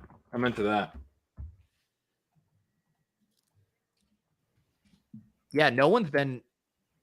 Yeah, his ADP is way down. All right, I put Fuller in the queue. We have, wide receivers. We got Gretch's guy, Van Jeff, Russell Gage, Mecole Hardman, Joshua Palmer, Jamison Williams, Visca, KJ Osborne. Running backs, Carson, Darrell Henderson, Gaskin, McKinnon, Chuba, Jamal Williams, Trey Sermon, McKissick. QB, Brady, Tua, Taysom, Mac Jones, Jameis, Zach Wilson, Matt Ryan. Tight end, I think we're good. What do you guys think? Is McKinnon too Galaxy Brain? I mean, I know he's a free agent, but wait, do we take Fuller here? I kind of like Fuller. I kind of like let's just take Fuller. Receiver even, and take that rookie you're talking about, David Bell or whatever his name is, and just get to 7. Let's take Fuller, and if Bell's there, we'll take him. All right, Dubner, update us on our Will Fuller exposure. Wait, is William Fuller here too? Did he change his William name? Fuller. Yeah. It was underdog last time. It was so clearly some stats database has made the change for him. Who even knows? Like, do you have to go down to the courthouse? You have to go down to the Elias Sports Bureau and be like, "Hey guys, I want to be known as William Fuller going forward." Yeah, I mean, little do these guys know, this is a different player. This is not Will Fuller that you're used to as taking. This is William. We can't even agree on an abbreviation for the team, the Los Angeles Rams, let alone and the Jacksonville Jaguars. That a number one is annoying. It's obviously so LAR. Like, there's an LAC. You can't just have an LA and then it's not clear. There's another fucking LA team. I use LA. They got there first. My goodness. I like the McKinnon thing, right? I mean, why can't I still feel like the Leonard Fournette comps are pretty nice, minus the fact that he's a little bit older, but it seems like we were headed that way. Like having a big Super Bowl. He took over the backfield. Oh, that Leonard Fournette comp. I was he's a free agent. Similar players. No, just like him, people not buying his postseason production, but then it actually carrying over one more season. Sure, let's do it. Any of these other running backs, Henderson, Gaskin. I mean, I honestly don't mind Gaskin at this price either. He was bad this year, and they were trying to replace him last year. I don't feel like he is going to be in a position to get a lot of work. Yeah, the Chiefs are pretty tight against the cap, aren't they? So they're not like going to be and they already have CEH under. They can't. They're like they have to. Is McKinnon under contract? No, he's not. But why would McKinnon go anywhere else? Yeah, I agree with that. All right, let's take a flyer on McKinnon here.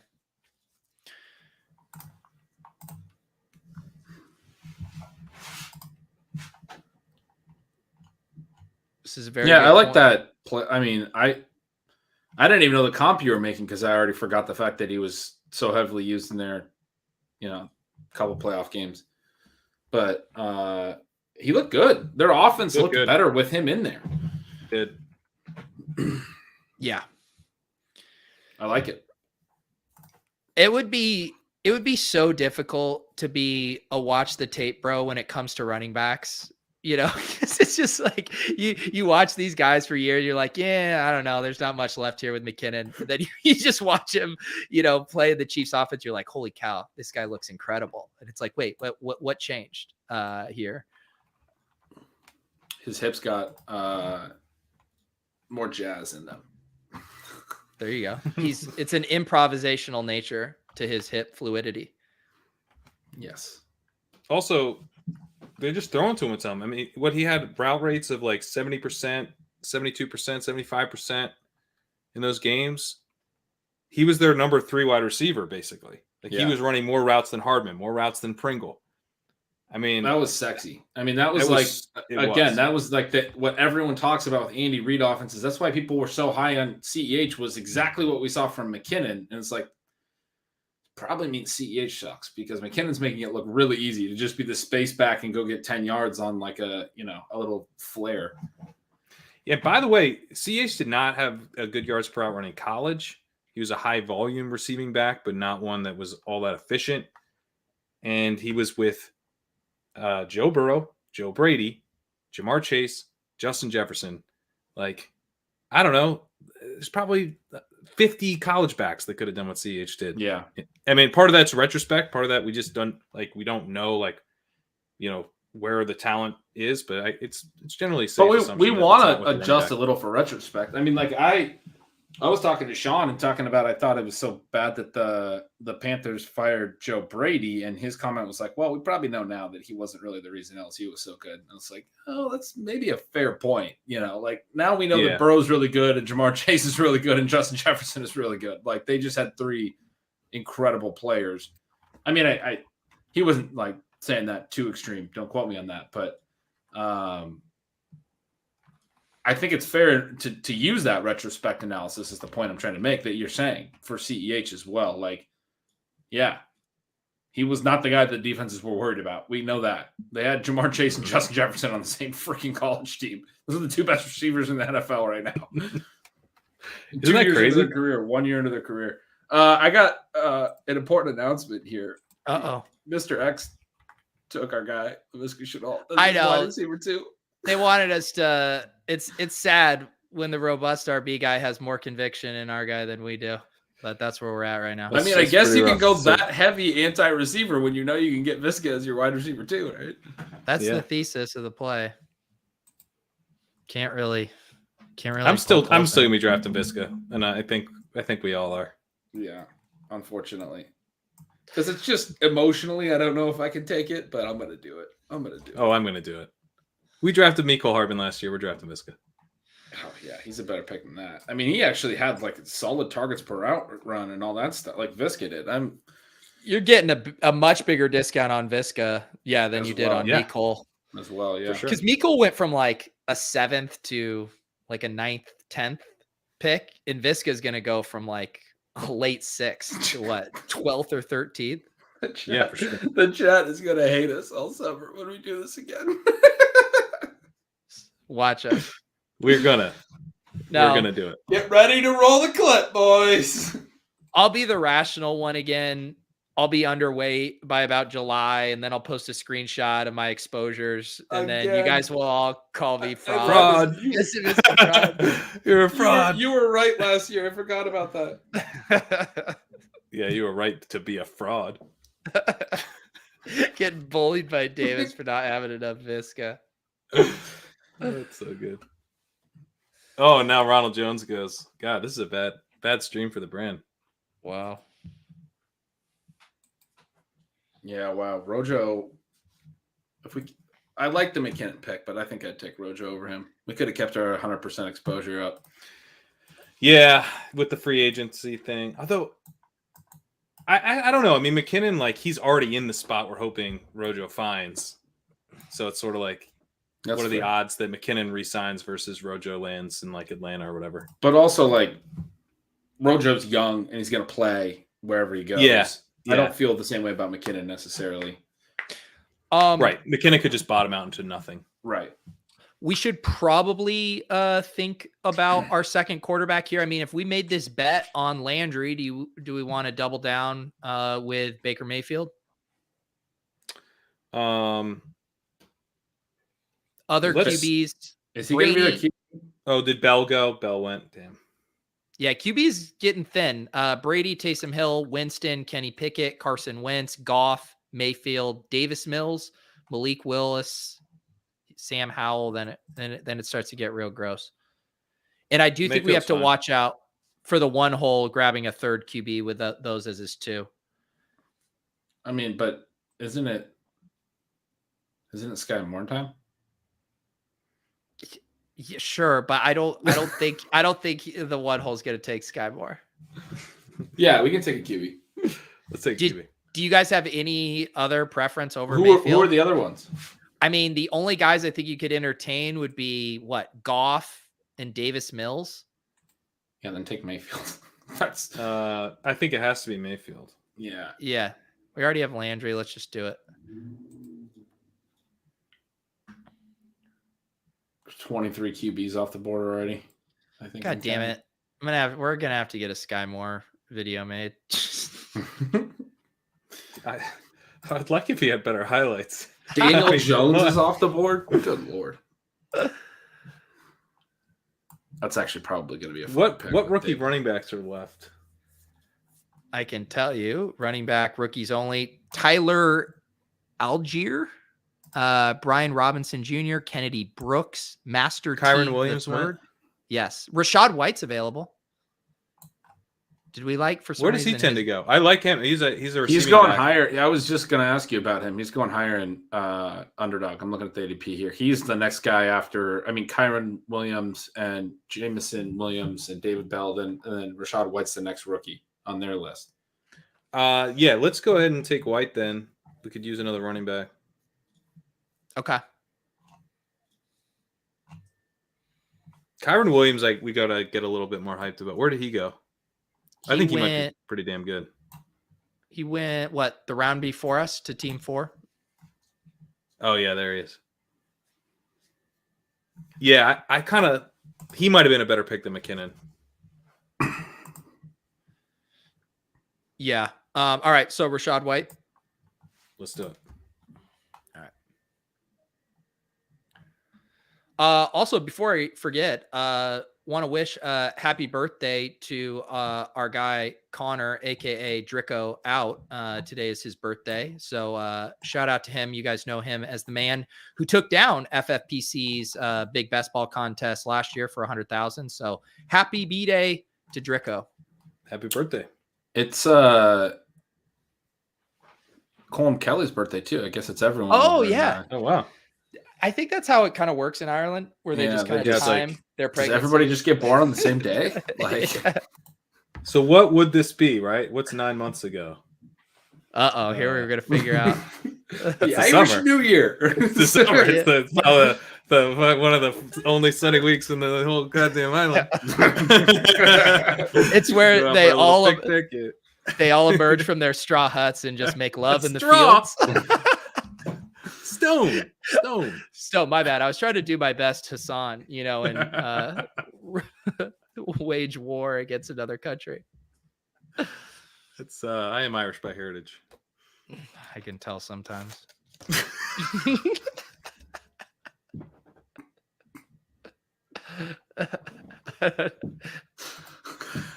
I don't know what that means.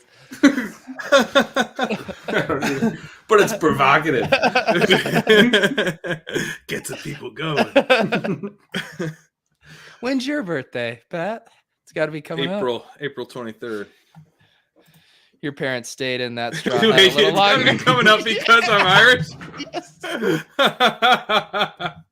Well, they didn't. I wasn't conceived in Ireland, as it turns out. So, Well, that's what they tell you. It'd be too obvious if you all had the same birthday, so there has to be some deception there. yeah. What? You share a birthday with me, Andrew? You trying to steal all of my birthday clout? KZ needs to scroll up. Yeah, sorry. And while I have the board here, I will do a quick recap of our team for the audio listeners. We have our quarterbacks are Russ Wilson and Baker Mayfield. Our running backs are Jerick McKinnon, Jonathan Taylor, Ramondre Stevenson, Breece Hall, and Rashad White. Our wide receivers are Devonta Smith, CeeDee Lamb, Tyler Lockett, William, put some respect on his name, Fuller, Tyler Boyd, and Jarvis Landry. Our tight ends are George Kittle and Dalton Schultz. It's a nice squad. I feel good about it. Yeah. We our first draft last year was one of our better teams, and looking forward to repeating here. Yeah, this is a good team. I'm a little concerned about the running backs, which is, not hard It's to an anchor believe. running back build. I mean, we'd take one more, right? Maybe we do two more with. I guess we got two rookies. I forgot about White. I kind of like the two rookie thing.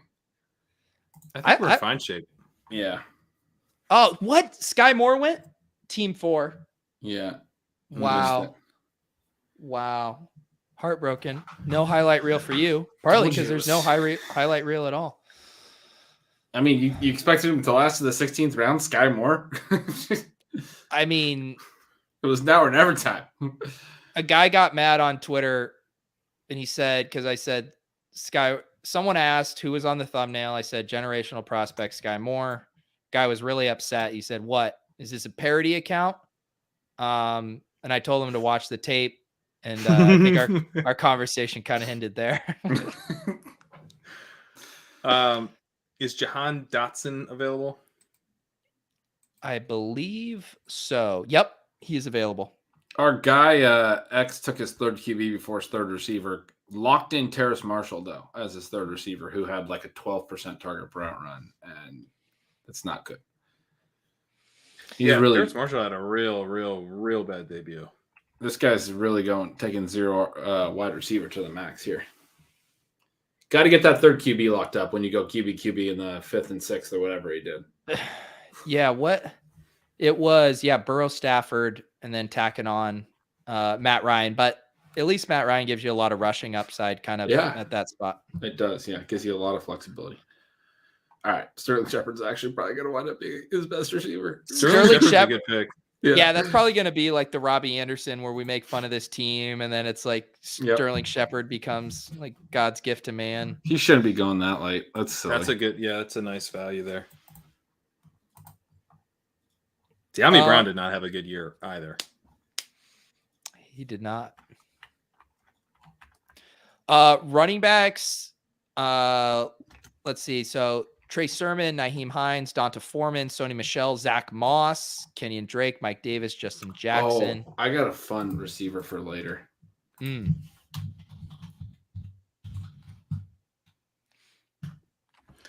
jumps out to you there, Pete? For running backs? Yeah.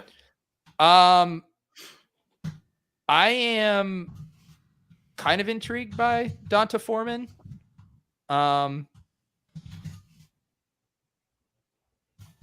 All right. I'm good with that. I mean, he looked pretty damn good. Well, what about where are you at on Dotson? Dotson's like he doesn't have a great profile. He could go like in the first or second round though. Penn State. If he goes in the third round, we're not really going to be that interested in drafting him, but he's kind of like a draft position play. But he's a 4-year player, and it doesn't have all that interesting of a profile. So, Gretch, do you have any takes on this pick here?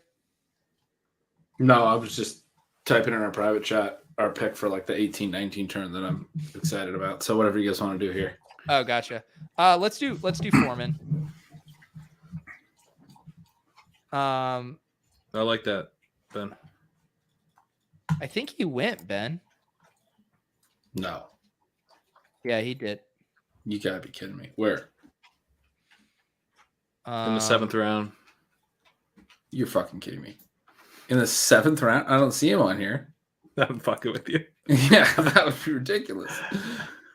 I don't see him. He's got to be way down your list, Pete. I'm pretty sure I saw him a lot earlier and I was looking for him. He's definitely drafted. No, you're right. I was Wow, wrong. okay. All right. Right. I'm glad we didn't say his name because I was about to.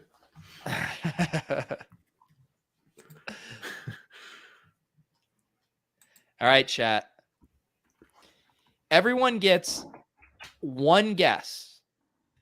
Everyone gets one guess. If you guess the player that we want, regardless of whether we're able to get them or not, before we pick them, obviously, I will give you a $25 gift card to get ship chasing merch. So there it is. One there guess. it is. Threw down the gauntlet. I will show a screenshot of Ben's notes in the private chat to prove. Eddie Lacy was the first guess. All right, we got DPJ, Melvin Gordon, Hamler. Wait, Someone we're on the already got podcast. it. Yeah, someone already got it. Well, we're not taking him now anyway. We might need to. Or do you want to take Dotson? Not really. The other guys that would be interesting would be Justin Ross, or is John Mechie there? Goodness. I mean, we really want that guy over. I don't see him. I don't see it. Who should we take? Should we take Gretch's guy? Let's just take Ben's guy. Yeah. All right, guys. Sam got it right. Isaiah McKenzie. Gretch, lay out the case for Isaiah McKenzie. Yeah, I mean, Cole Beasley's 33, or this will be his age 33 season coming up. 6.1 million in cap savings if they were to move on. Only 1.5 million in dead money, and they kind of deprioritized him late in the year. Obviously, had a lot of interesting stuff to say off the field this year. McKenzie was good. 26 years old, younger than I thought he was, because he's done some returning. I don't know. I guess I thought he'd been in the league a little longer. And he looked good late in the year. He was better. He was right with Beasley in terms of targets per out run and all that stuff. It feels like he could really fit into that role. They've used him even go back to 2020. They were using him on a lot of jet motion stuff. He had 5 touchdowns around the goal line too. Yeah, he had the 3 touchdown game in week 17.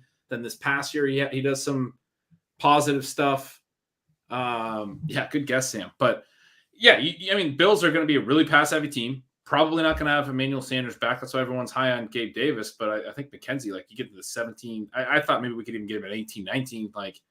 If he gets that Beasley role and he's on that team, it's freaking easy money at that point. Yeah, I like that call a lot. Me too. So structurally here, we're at what? 2 QBs. 1, 2, 3, 4. We 5, basically 6. have the option to take a third or a 6th running back if we want, or we could just close out with wide receivers, or we could take another tight end. Right. Let me list off some of the tight ends that are left. Tunyon, Johnny Smith. Actually, there is Austin Hooper would make sense for our stack. Yeah. Jarwin is still available too. I don't know if there's a 2-for-1 play there if Schultz leaves in free agency. Ferkser, Hayden Hurst, Jared Cook, Conklin. Irv will be back. Yeah. As far as wide receivers, Beasley, Rager, AJ Green, Aguilar, Cornell Powell, Mari Rogers, I think it's all Juju rookies Allen. at this point because there's a couple rookies that are pretty interesting. Yeah. Right, Ross is still there. Let me see if Ross is still here. Yes. Yeah, he's not. I mean, he's kind of a boom bust type of dude, but I think he's pretty interesting at this price. I just realized that McKenzie is also a free agent. So, I mean, I could be way wrong on everything I just said. Like, they could bring Beasley back and not McKenzie. He's the one that's under contract. So, add that note. Yeah, but what if he goes to the Giants? McKenzie? Yeah. To be Play with Dayball. Kadarius Toney's backup? Get Kadarius Toney played on the outside. Yeah. So you could have a 3-wide receiver set of Sterling Shepard, Kadarius Toney, and Isaiah McKenzie, and then Kenny Golladay coming off the bench. This is the future the Libs want. Yeah, you're right. The Giants look to be a good landing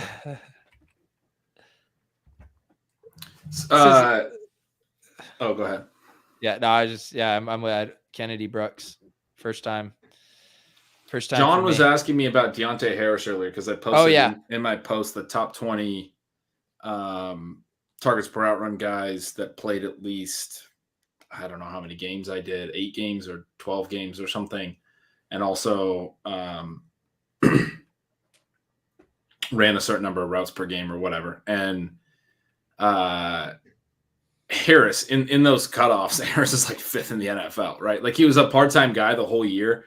I don't really know. I haven't written up New Orleans yet. When I get to him, I'm going to have to think through that a little bit more, but I mean, he popped all year. And also like maybe this doesn't really mean anything, but he popped in ways where I was like, I think I wrote him up and be like, it's probably too crazy, but like Deontay Harris is popping. Like he might be something like, I think it was on Thanksgiving slate or something. And like, then he had a couple times that I noted he had like a long touchdown. I think he pulled his hamstring one time that I touted him. He like had a long touchdown that immediately pulled his hamstring. But he's one of those guys where it's like we actually were seeing it coming in season as well. And then he was delivering a little bit. I mean, he's a fine dude to take up. He's undersized. He may never get the full routes is sort of the issue. He's a small speedster, yeah. Yeah, he's a small speedster, but he made some plays this year, dude. Like he was their best receiver. They're probably going to be bad in throwing, and it wouldn't be that surprising to see him like be useful as an 18th round pick in best ball. He's also a downfield guy. He's not like an underneath speedster that you need to feed him and then he runs after the catch like Hardman turned out to be. I think he can like actually take the top off. Yeah, and I don't remember what game it was, but there was one of his long touchdowns this year was like a crosser in the middle of the field, and then he just he has kick returning ability, and he just outran everybody to the other side of the field and down the sideline. It was like a 70-yard TD. And it's like, he's small, but if he can go over the middle, catch a pass, and then break it, like, okay. Yeah. Plus, Marone's going to know how to use him. I could tell if you were serious. I wasn't. I didn't even realize Marone was Doug Marone. They hired Doug Marone as an offensive assistant today. God. Just a little Irish humor for you, Gretch. It's very subtle. The Irish are very subtle. All right. Our guy, Mr. X here. Brian Edwards, Jalen Guyton after the Shepherd picks. We got it's a who's who of last round wide receiver picks from last year and Visca. But like Nico, Terrace, Edwards, Guyton, those are just like dudes that people are tacking onto their rosters. Yep. So as far as our options here, Austin Hooper. Someone had suggested Brevin Jordan, which was, I thought, a very good suggestion. Yeah. I like Cooper. That's kind of a luxury pick. Yeah, I just with the stack. I mean, we're already kind of making. Let's take one of the rookie receivers. We're back around. None of the rookies went. Who are we talking about? Mechie and Dotson or Ross and Dotson. Let's take Dotson. Hassan liked it. I just want to get Hassan's approval one time on one. All right, let's get Hassan's I kind of like approval. Mechie over. Okay, let's take Mechie. Let's make Hassan mad. Then let's grab Hooper, and then we'll grab one of those wide receivers coming back. Oh, these guys are talking about Ross. Are you saying Ross or Dotson. Oh, Ross is a good pick. Yeah, Ross, Dotson, and Hooper are Let's options. take two of those. You guys want to get another? Okay, we can take Hooper. We got Let's just Landry and take Ross Mayfield. or- Oh, let's we take have. Ross You're and you're Mayfield. stacking. I'm sorry. I didn't even realize we have. It's not like I have a hard Browns on passing for Hooper Yeah. outside in a vacuum. I mean, Right. please. game. In a vacuum. No way. I would never. Yeah, so we got some rookie receiver options to come back around to. I like that. Yeah. So who do you like of Dotson? Oh, there Ross? goes Mechie. That's all right. He was our least favorite. Yeah. He was my top one. Oh. If Pat was doing his draft by himself, he would have taken I Mechie would in have the taken 11. Mechie there and then Hooper on the wrap. All right, Dotson or Ross? Let's go Ross. Okay. Yes. If we 100% can't- Ross exposure. If we Stays can't alive. if we can't get to Y's via Sky Moore, we might as well get one Y in Justin Ross. I'm still, man. I talked about it last week when we drafted him, but I didn't pay any attention to him after his freshman year. But I saw him in the national championship, and he was dope as hell as an 18-year-old. So Yeah. nothing else matters. He's really good. Oh, Mechie tore his ACL too. That's right. He tore it in the semifinal. Goddamn. He tore Why it in the is he- semifinal, what's and going on, Jameson Alabama? tore it in the final.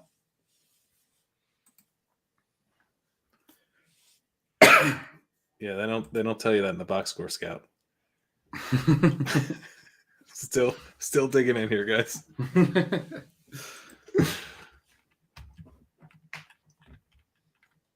Trying to see if there's any other wide receivers that are interesting. George Pickens go, and did he Yeah. tear his ACL? He went in the 15th round. Jalen Tolbert, is he with the torn available ACL. and does he have a torn ACL?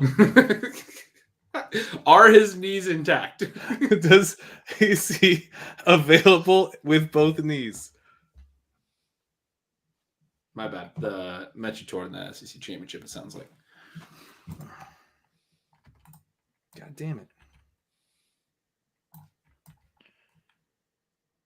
What's our late round, last round luxury pick? Oh, dude, we could find so many fun picks. This Jalen Tolbert guy looks pretty interesting. He's a small school, South Alabama. 36% career yardage share. He is a 4-year player, but hyper productive. Draft status, maybe he won't be a day 2 pick, but he's got a chance. Pat, we got word from the chat that Pickens came back from an ACL tear already. Okay. So he has both knees now, though. So he's Tylan Wallace. He's Tylan Wallace, and maybe it works out better this time. Are there any of these other rookie running backs that we should consider? Yeah, what's our structural? We have 2 QBs, 3 tight ends. How many receivers do we have? We have 1, 2, 3, 4, 5, 6, 7, 8 receivers and 6 backs. 6 backs. Yep. I kind of want to take another receiver. We want a receiver. Yeah. Dotson is also still available. I was gonna say MVS. He went right after McKenzie. He would have been another one that I liked in this range. KJ Hamler, decent enough pick again. I'm gonna look and find some veterans to sell you guys on. Sell us on a veteran. Tell me a story, Gretch. At the top of the queue for veterans, Jalen Reagor, AJ Green, Aguilar, Cornell Powell, Amari Rogers, Tutu Atwell. Cornell Powell. Remember when Davis was Powell. pumped about Cornell Powell because the Chiefs got him? Oh, man. Amir Smith-Marset, Daz No. Newsome, No. Anthony Schwartz. I saw someone suggest that in the chat. Ben Skowronek. Did Super Donovan Bowl Peoples-Jones MVP. go, I assume? Oh, yeah, he went in 15th. Okay. He was unimpressive in yards per out run too, though, or targets per out run at least. Who was? DPJ. Dotson finally goes. He was okay. He was okay in yards per out run. Yeah, he gets the deep shots. That's fair. Yeah, the deep shots. I had Dotson in the queue for about 4 rounds. Dotson would be good. I like Tolbert. Productive 4-year college player. Targeted deep downfield, 15.8 ADOT. He's only 190, but he's 6'3", and maybe he has speed with that type of profile.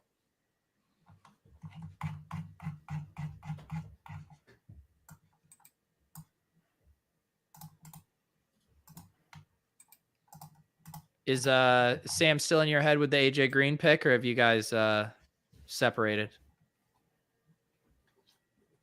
No, God, no. We're not taking him. Alpha play. If your name's Michael Leone. So old. He wasn't even that good at drawing targets this year. And Hopkins really felt quite a bit. I'm a little concerned about Hopkins, but I think you can certainly still be back in on Hopkins. But if Hopkins rebounds at all, I mean, AJ Green's just, I don't know, past the age where I would draft him. I mean, Cedric Wilson. Cedric Wilson would be a good pick. They're kind of already playing the Cowboys passing game, not having a Gallup or an Amari Cooper. Yeah. And he goes right as I put him in the queue. Okay. No cream. All right, no cream. Is it Anybody want rugged cream? again? Rugged again. All right, no cream. What is this reference? Super Troopers when yeah. they're doing the meeting. We used to say in college a lot. Anybody want cream? Cream? Okay. All right, Okay. no cream. License and registration, meow.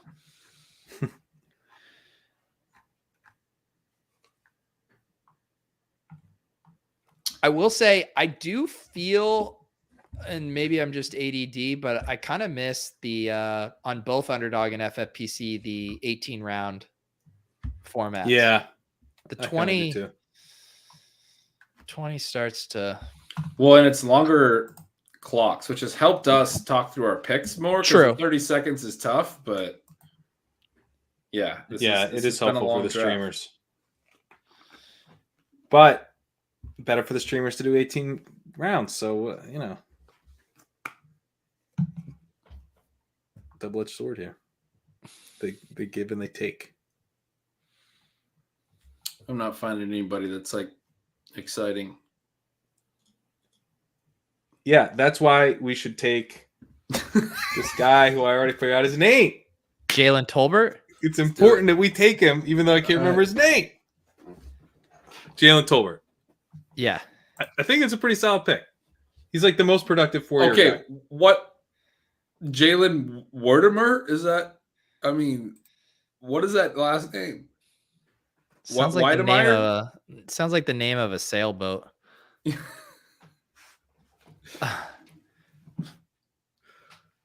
Damian Pierce is like the tape guy, I think. All right, Which, Tolbert. so was James Robinson, so that's not a knock. All right. Yeah, let's go Tolbert. I'm taking Tolbert. It is done. Our squad from the top here once more. We drafted Jonathan Taylor, CeeDee Lamb, George Kittle, Tyler Lockett, Devonta Smith, Russ Wilson, Breece Hall, Tyler Boyd, Dalton Schultz, Ramondre Stevenson, Jarvis Landry, William Fuller, Jerick McKinnon, Baker Mayfield, Rashad White, Deontay Foreman, Isaiah McKenzie, Sam Sherman. You won $25 gift card to the store. Austin Hooper, not in the vacuum just because of the stack. Justin with a Y, Ross, and Jalen Tolbert to round things out. I like it. Yeah. Yeah. We got some Not rookies. bad. We kept the cost cheap, though, to get them. Yeah. That's the way to take rookies for sure. I like that. I mean, most of the picks, I mean, they're probably going to outscore Isaiah McKenzie. Most of the veterans you take in those rounds don't do anything anyway. The rookies have a shot to be potentially huge. Yeah, and they also have a shot to be absolutely worthless, and Right. it sucks to just feel like you're burning your pick. But I do think it makes sense to take them. No praising Team 5. You know, we went through this during FFPC draft season. You guys got to keep your eyes on the prize, on the ship chasing team. We don't salivate over any other rosters. Okay. This is fun. It's nice to start to get feet wet here with the draft. Yeah. Enjoy hearing All you right. guys talk about the rooks. This is a joke from Chris. It has to be. But I have to ask. It's this Mike Tolbert's grandkid. Somebody tell me it's not his fucking grandkid. It's a little Irish humor for you, Gretch. Yeah, that's if it was his son, maybe, but grandkid, no way. Yeah, that would. yeah. The math doesn't work out, right? I'm not that old yet. Yeah. No. Now that I'm thinking about it, this doesn't. I mean, I will say when Antoine Winfield was back in the league as a new human, I was like, what's going on? Yeah, don't worry. Well, once I know more than, I don't know, 60% of the players drafted, maybe we can start saucing. And I feel like Eric absorbed a lot of the saucing throughout the draft from us tonight, but don't worry. We'll get back to saucing fools. Pat, Gretchen, yeah. What? Well, I mean, if we could maybe close out with a little Justin Ross or Tolbert highlights, that'd be I got such a busy day tomorrow to have a flight. I gotta get out of here after 2 hours. Any other final words from you guys tonight? Nope. No. I did want to mention one thing. Our friend, and a lot of you guys know him who have played FFPC over the years, Brian Holtzkin. You guys know him on Twitter as Draft Addict. His wife passed away beginning of January. I actually didn't know about it at the time. I missed that the accident had happened, and I saw him tweeting about the memorial service the other day, and just absolutely gutted for him and his family. Pat and I had the privilege of getting to hang out with them multiple times in Vegas. Just an absolute blast. She was such she's just so full of life, so energetic, just always so fun to be around. And I'm just so gutted for Brian and his kids. And I just wanted to make sure that he knew his ship chasing family was thinking about him. And we're here for you, buddy. Anything you need. And yeah, I just wanted to say that. Yeah. Thanks for saying that. Absolute tragedy. Well said. That's yeah, fucking horrible. Yep. So hug your loved ones tight, guys. It's wonderful having fantasy football as a distraction and a fun hobby, but man, hug those people you love. Life is so short. So we're thinking about you, Brian. And if I know anything about you, just from observing you from a distance and getting to meet you, you are incredibly resilient and headstrong. And I know you and your boys are going to emerge from this stronger. And I know it's going to be tough, but I do really think you guys are going to be able to make the most out of what you guys have coming forward. And I'm excited to see how you guys rally from this. So on behalf of Ship Chasing, thank you guys for tuning in tonight. We will be back as usual next Wednesday. For Pat, for Ben, I'm Pete. We'll see you next time.